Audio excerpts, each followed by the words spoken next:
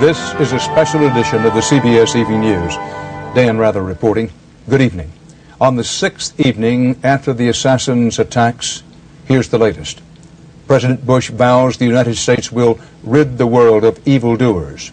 In the investigation, word that 4 people are now in custody. Pakistan tomorrow will deliver a warning to the Taliban. Hand over prime suspect Osama bin Laden. Bin Laden issues a public statement denying any personal responsibility. At Ground Zero in New York, the official number of missing soars above 5,000, while the mayor of New York says the city will be ready for business tomorrow. The number of missing in the mass grave that is Lower Manhattan's Ground Zero grew to almost 5,100 today. CBS's Byron Pitts is there with new pictures that show anew the incredible damage in sickening clarity. Byron? Well, Dan, not far from here, a passerby found the passport of one of the hijackers.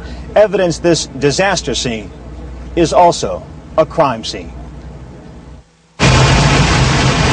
Above that hole and the hell that is now Lower Manhattan, rescue teams work in and around a crater 7 stories deep. 16 solid acres of twisted steel and crumpled concrete. Authorities believe when the 2 airline jets crashed into the Twin Towers, thousands were vaporized almost instantly, consumed in the burning jet fuel. Thousands more crushed to death when the buildings fell. One of the last people rescued alive, New York City Port Authority police officer David Lim. He spoke publicly today for the very first time. I know I'm one of the few people so far that have been pulled out of this debris, and I want to let the rescuers know that if I can survive, that other people can survive also.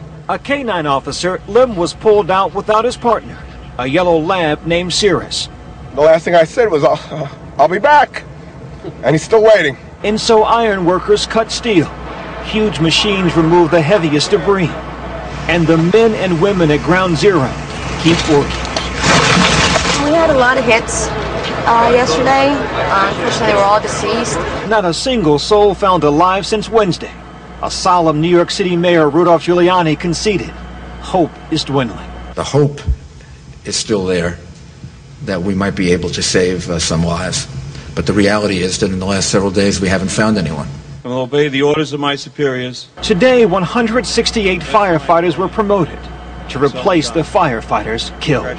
We are shaken, but we are not defeated. And push on they will, for there is no other option. I have heard that word hope so many times these last few days. But how can you still hold on to that at this point? Okay, pick the one person in there that might have a 1 in 1 million chance of being alive and tell that one family person that I'm sorry, there's hope. Tonight the rescue teams work 8-hour shifts, still digging, still hoping. Dan? Byron Pitts. President Bush today called on Americans to get back to work with renewed dedication and wipe away the rubble